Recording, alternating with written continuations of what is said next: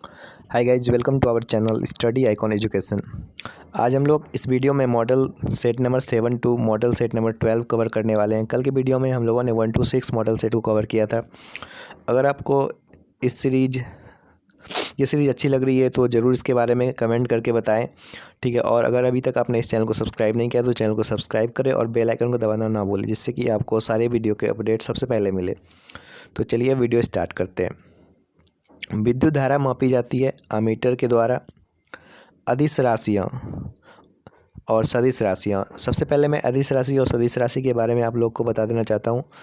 अदिश राशि की बात करें तो अदिश राशि को हम लोग बोलते हैं स्केलर क्वांटिटी, और सदिश राशि की बात करें तो उसको बोलते हैं वेक्टर क्वांटिटी।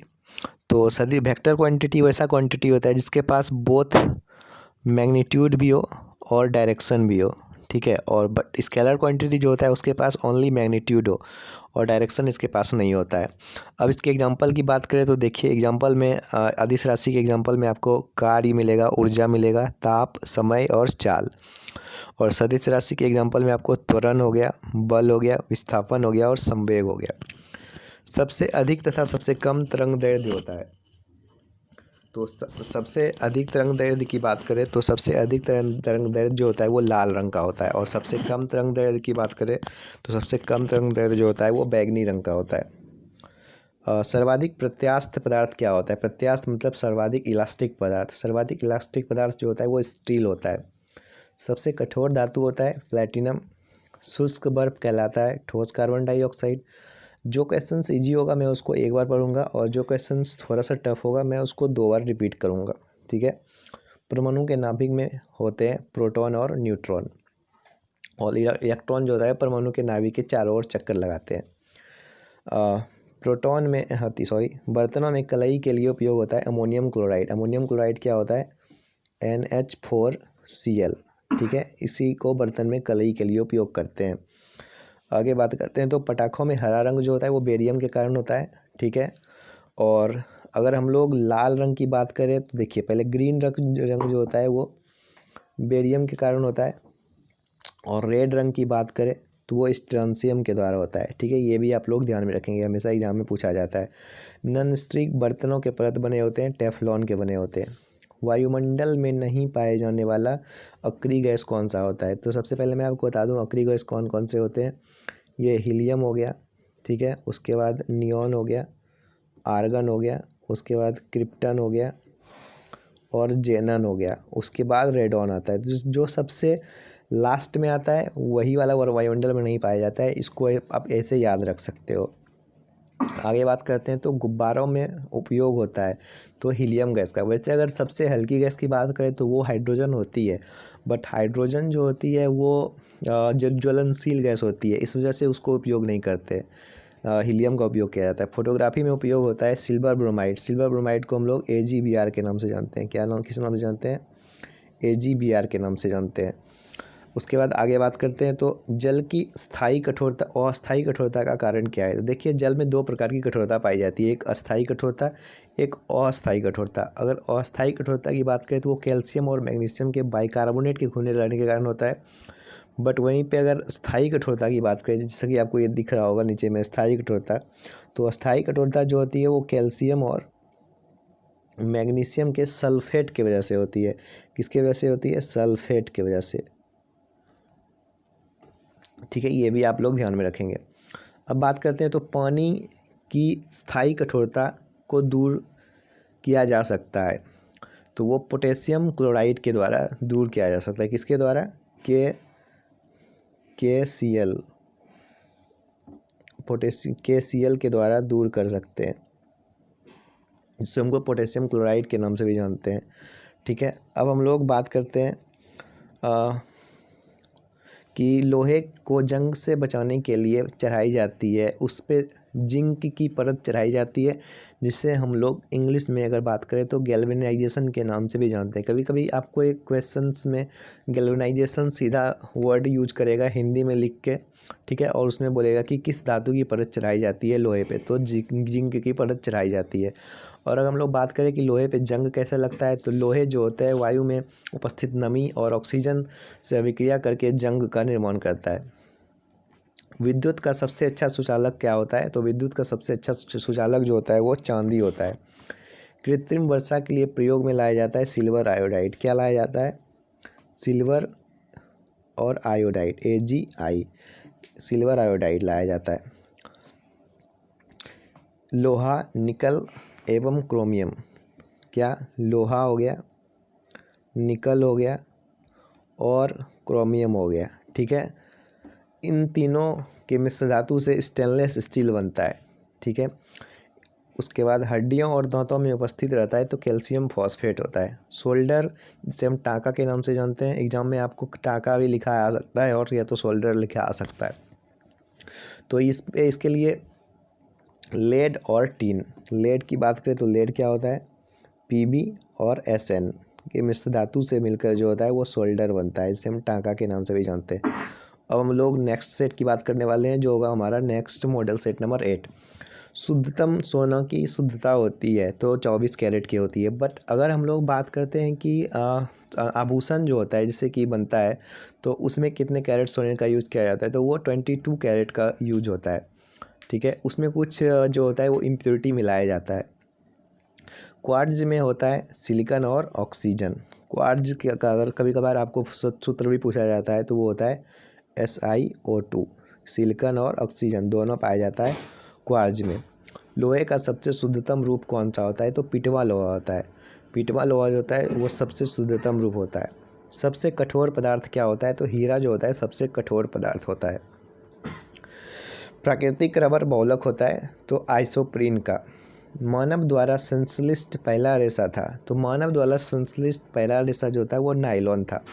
सबसे उत्तम कोयला, तो कोयला की बात करें तो कोयला 4 प्रकार का होता है। तो एक हो गया एंथ्रासाइट हो गया, उसके बाद एक बिटुमिनस हो गया, एक लिग्नाइट हो गया और एक पीट कोयला हो गया।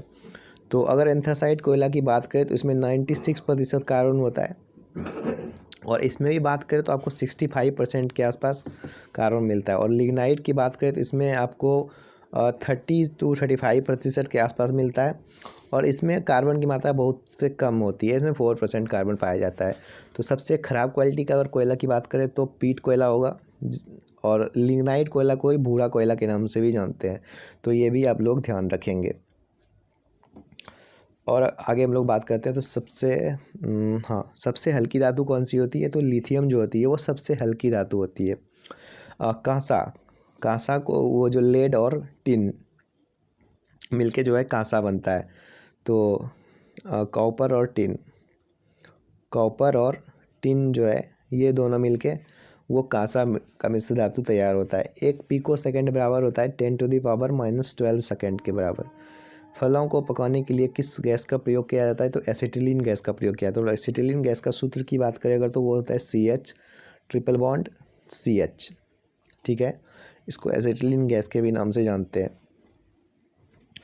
लोहे को इस्पात में बदलने के लिए मिलाया जाता है, तो लोहे को इस्पात में बदलने के लिए निकेल धातु का प्रयोग किया जाता है, ठीक है। और आप लोग एक चीज़ और याद कर सकते हैं, जैसे कि हाइड्रोजनेशन में जो प्रक्रिया होता है उसमें वनस्पति घी बनाने के लिए निकेल कैटलिस्ट के रूप में यूज करते हैं। ये भी आप लोग एक एडिशनल फैक्ट के रूप में याद कर सकते हैं।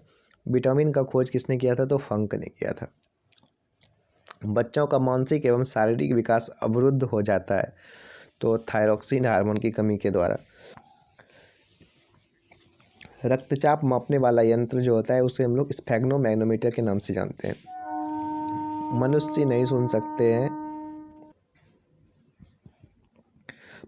सुन सकता है प्राश्रव्य तरंगे। अगर तरंगे की बात करें ये 3 प्रकार की होती है। तो सबसे पहला अगर बात करें तो वो होती है अवश्रव्य,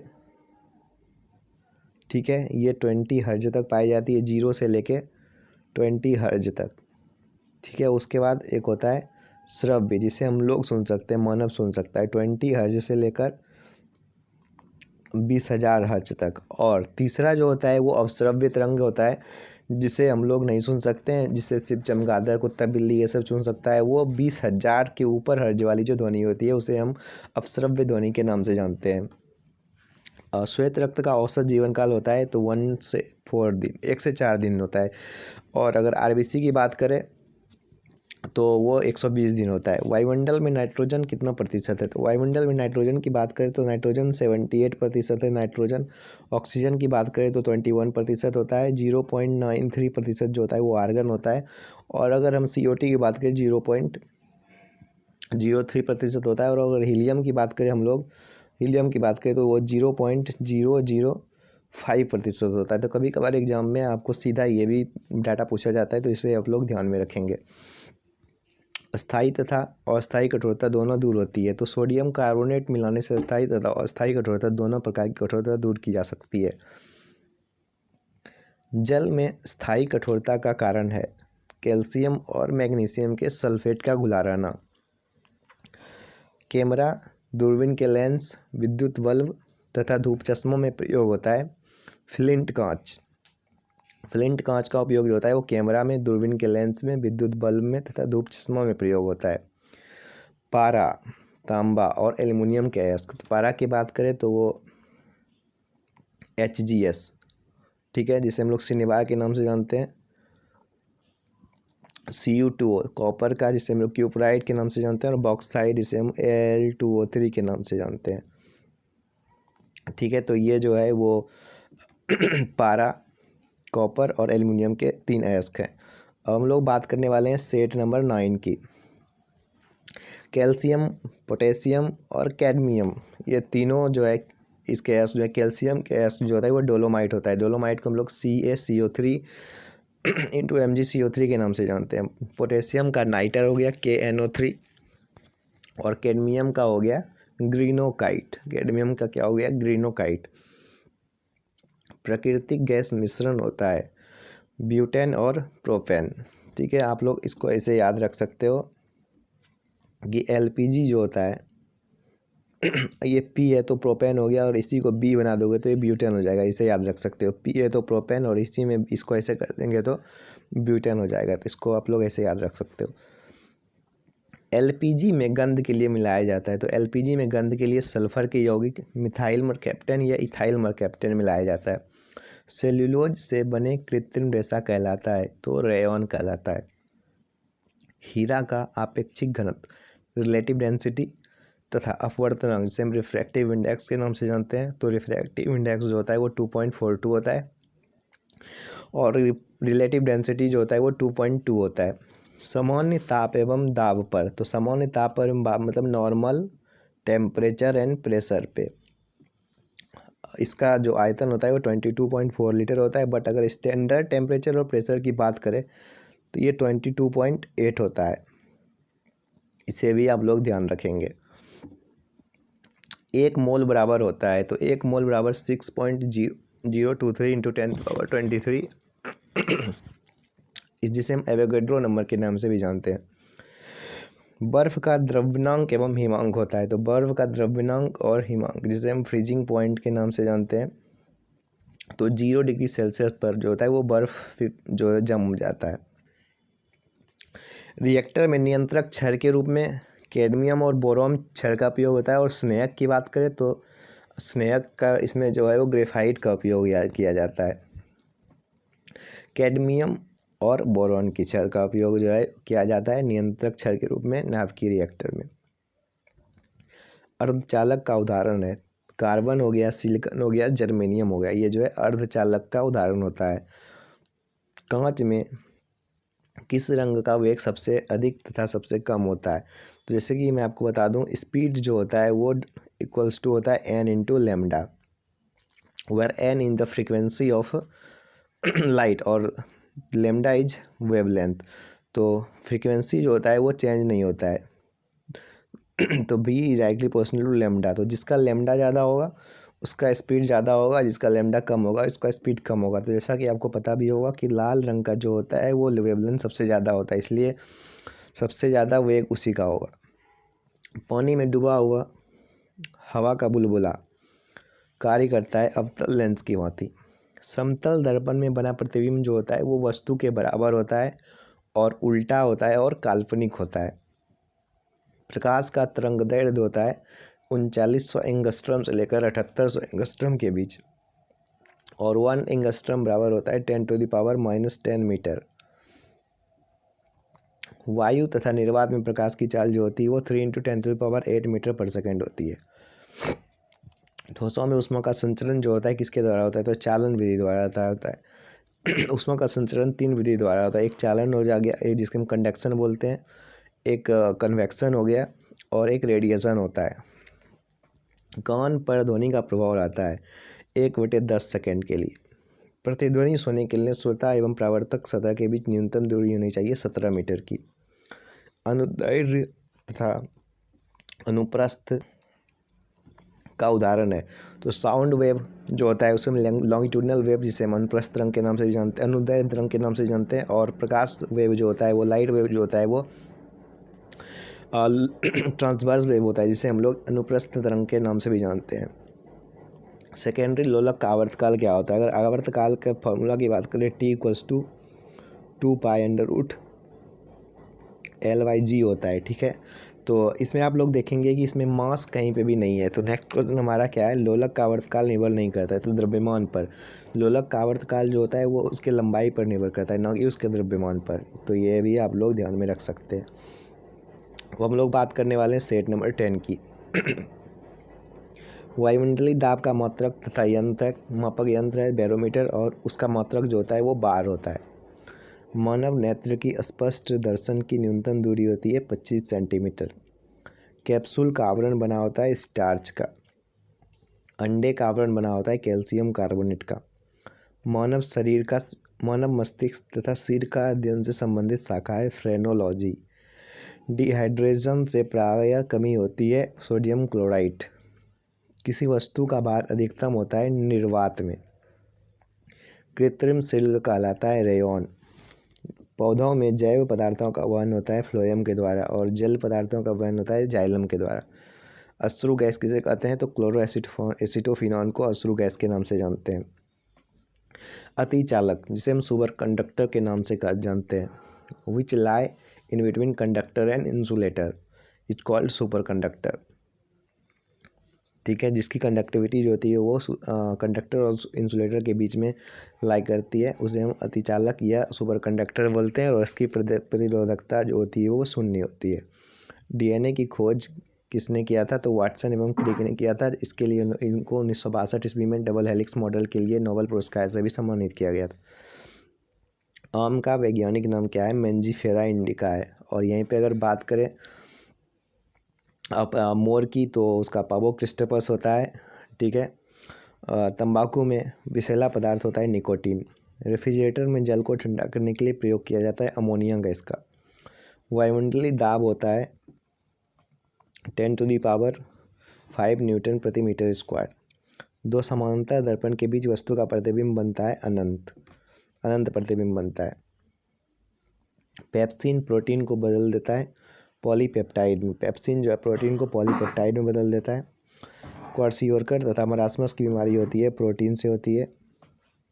डीएनए की इकाइयाँ कहलाती है न्यूक्लियोटाइड, और डीएनए का फुल फॉर्म बात करें तो वो डीऑक्सीराइबोन्यूक्लिक एसिड होता है। किस तापमान पर सेल्सियस और फ़ारेनहाइट का तापमान ये रीडिंग सेम होता है, तो -40 डिग्री सेल्सियस पर। और अगर हम लोग बात करें तो इसको कैसे मापते हैं, तो इसका फॉर्मूला होता है F - 32/9 = CY5, ठीक है। आप ये फॉर्मूला भी याद रख सकते हैं। ट्यूब लाइट में कौन सी गैस भरी जाती है, तो मर्क्यूरिक ऑक्साइड व आर्गन गैस भरी जाती है। हम लोग बात करते हैं सेट नंबर 11। सबसे हल्की धातु कौन सी होती है, तो लिथियम होती है। चावल को पॉलिश करने से कौन सा विटामिन नष्ट हो जाता है, तो थायमिन जो होता है वो नष्ट हो जाता है, विटामिन बी, जिसे हम लोग थायमिन के नाम से जानते हैं। प्याज तथा लहसुन में गंध किस तत्व के कारण होता है, तो पोटेशियम के कारण होता है, ठीक है। किस पदार्थ को लगाने से रक्त का बहना रुक जाता है, तो फेरिक क्लोराइड को लगाने से जो है रक्त का बहना रुक जाता है। सबसे भारी धातु कौन सा होता है, सबसे भारी धातु ऑस्मियम होता है, ठीक है। और इसमें एक फैक्ट और याद कर सकते हैं, सबसे अगर ज़्यादा समस्थानिक की बात करें तो सबसे ज़्यादा समस्थानिक वो पोलोनियम का समस्थानिक होता है, 27 समस्थानिक उसका पाया जाता है। D2O का सामान्य नाम क्या है, तो भारी जल, जिसे हैवी वाटर के नाम से जानते हैं, और इसका जो होता है मॉलिक्यूलर वेट 20 होता है। पृथ्वी की भूपर्पटी पर सर्वाधिक कौन सा तत्व मिलता है? अगर पृथ्वी की भूपर्पटी पर सर्वाधिक तत्व की बात करें तो सबसे ज़्यादा ऑक्सीजन होता है, उसके बाद सिलिकॉन होता है, उसके बाद एल्युमिनियम होता है, उसके बाद Fe होता है। तो ये इसमें ये जो है वो अधातु है ये जो है वो ये जो है अर्धचालक है और इसको बोलते हैं एल्युमिनियम जो है ये धातु है। ठीक है, इसको मेटल, ये नॉन मेटल है, ये मेटल है और ये मेटलॉइड है। अगर हम लोग आगे बात करें तो प्राकृतिक वर्ण के सिद्धांत को किसने प्रतिपादित किया? तो प्राकृतिक वर्ण के सिद्धांत को डार्विन ने प्रतिपादित किया था। फोटोक्रोमिक कांच में क्या उपयोग होता है? तो सिल्वर आयोडाइड का प्रयोग किया जाता है। नींबू में कौन सा अम्ल पाया जाता है? तो साइट्रिक अम्ल पाया जाता है। कौन विटामिन गर्म करने पर नष्ट हो जाता है? तो विटामिन सी नष्ट हो जाता है। स्याही के धब्बे को मिटाने के लिए किस अम्ल का प्रयोग किया जाता है? ऑक्जेलिक अम्ल का प्रयोग स्याही के धब्बे को मिटाने के लिए किया जाता है। फ्यूज तार किस पदार्थ के बने होते हैं? तो सीसा और टिन के मिश्र धातु के द्वारा बने होते हैं फ्यूज तार। खाना को ज़्यादा पकाने पर कौन सा अम्ल नष्ट हो जाता है? तो फॉलिक अम्ल नष्ट हो जाता है। दूध में कौन सा अम्ल पाया जाता है? लैक्टिक अम्ल पाया जाता है। ग्वाइटर रोग का क्या कारण है? शरीर में आयोडीन की कमी, जिसे हम घेंघा के रोग के नाम से भी जानते हैं। एपीकल्चर का संबंध किस क्षेत्र से है? तो मधुमक्खी पालन। सेरीकल्चर का संबंध किस क्षेत्र से है? तो रेशम उत्पादन। विटीकल्चर की बात करें तो वो अंगूर उत्पादन हो जाएगा, और वहीं पे हम पोमोलॉजी की बात करें तो वो फलों से संबंधित है। फ्लोरीकल्चर की बात करें तो फूलों से संबंधित है। ओलेरीकल्चर की बात करें तो सब्जी से संबंधित है। तो ये आप लोग थोड़ा ध्यान में रख सकते हैं। प्रोटीन का पाचन किस अंग में होता है? तो चौथी आंत में होता है। हीमोफीलिया और जो होता है वो कलर ब्लाइंडनेस, जिसे हम लोग वर्णांधता के नाम से जानते हैं, ये दोनों जो है वो आनुवंशिक रोग है। दूध का फटना, दूध से दही का बनना, ये किस क्रिया के द्वारा होता है? किण्वन के द्वारा, जिसे हम लोग इंग्लिश में बात करें तो फर्मेंटेशन के नाम से जानते हैं। अब हम लोग का लास्ट सेट आज का है जो वो 12 नंबर सेट है। इंसुलिन की खोज किसने की थी? तो बेंटिंग एवं वेस्ट ने की थी। पारसेक किस भौतिक राशि का मात्रक है? खगोलीय दूरी का मात्रक है। और ये जो होता है ये सबसे लंबी दूरी इसी के द्वारा मापी जाती है। गाय के दूध का रंग किसके कारण होता है? पीला। कैरोटीन के कारण पीला होता है। मलेरिया का परजीवी क्या होता है? प्लाज्मोडियम होता है। विकास के उत्परिवर्तन के सिद्धांत को किसने प्रतिपादित किया था? Hugo de Vries. धातुओं के वेल्डिंग के लिए किसका उपयोग होता है? एसिटिलीन गैस का उपयोग होता है। पॉलीथीन किसका बहुलक है? इथिलीन का बहुलक है। लोहे को जंग से बचाने के लिए क्या किया जाता है? जस्तीकरण किया जाता है। हेलोजन में सर्वाधिक क्रियाशील होता है फ्लोरीन। गैलिना किस धातु का अयस्क है? सीसा का अयस्क है। पीबीएस के नाम से जानते हैं इसको, पीबीएस को गैलिना के नाम से जानते हैं। अब हम लोग आगे बात करने वाले हैं तो आंसू में कौन सा एंजाइम पाया जाता है? लाइसोजाइम एंजाइम पाया जाता है। आयोडीन की कमी से होने वाले घेंघा रोग से किस ग्रंथि की वृद्धि होती है? थायराइड ग्रंथि की वृद्धि होती है। पीएच का निर्धारण किसने किया था? सोरेनसन स्केल ने। पीएच जो है वो 0 से 14 के स्केल पर नापा जाता है। 0 से 7 तक की बात करें तो वो एसिडिक होगा, और 7 से ज़्यादा बात करें तो बेसिक होगा, और 7 की बात करें तो वो न्यूट्रल होता है। मनुष्य के शरीर की सबसे बड़ी मांसपेशी कौन सी होती है? ग्लूटियस मैक्सिमस होती है। और अगर सबसे कितना ग्रंथि पाया जाता है तो मनुष्य के शरीर में, तो वो 639 ग्रंथि पाया जाता है। ये भी आप लोग ध्यान में रख सकते हैं। शरीर का घाव किस विटामिन से जल्दी भर जाता है? विटामिन सी के से जो है शरीर का घाव जल्दी से भर जाता है। फोटोग्राफिक प्लेट पर किसकी कोटिंग की जाती है? तो सिल्वर ब्रोमाइड की कोटिंग की जाती है। हैजा किस सूक्ष्मजीवी द्वारा होता है? विब्रियो कोलिरी के द्वारा होता है। ठीक है, और ये एक बैक्टीरियल डिजीज है। मनुष्य के शरीर में सबसे बड़ी धमनी कौन सी होती है? महाधमनी होती है। और धमनी जो होती है वो ऑक्सीजनेटेड ब्लड का सप्लाई किया जाता है इसके द्वारा। इसमें बस एक अपवाद जो है, पल्मोनरी धमनी जो होती है उससे ऑक्सीजनेटेड नहीं, वो उससे कार्बन डाइऑक्साइड वाला जो है, कार्बन वाला ब्लड जो होता है, जिसे हम अशुद्ध रक्त के नाम से जानते हैं, वो उसका आदान प्रदान होता है। रक्त में गैसों का आदान प्रदान किस अंग में होता है? तो फेफड़ों के द्वारा होता है। पृथ्वी की आयु का परिकल्पना किस विधि के द्वारा की जाती है? तो यूरेनियम डेटिंग विधि के द्वारा। अगर जीवाश्मों की बात करें, तो C14 के द्वारा, कार्बन 14 के द्वारा जीवाश्मों की विधि, जिसमें जीवाश्मों की आयु परिकलित की जाती है। तो आज हम लोगों ने सेट नंबर 7 से लेकर सेट नंबर 12 तक डिस्कस किया। अगर आपको ये सेट पसंद आ रहा है तो ज़रूर से ज़रूर कमेंट बॉक्स में कमेंट करके बताएं, और वीडियो को ज़रूर से ज़रूर लाइक करें और शेयर करना ना भूलें। Thank you guys for watching this video. कल फिर मिलेंगे नए वीडियो के साथ।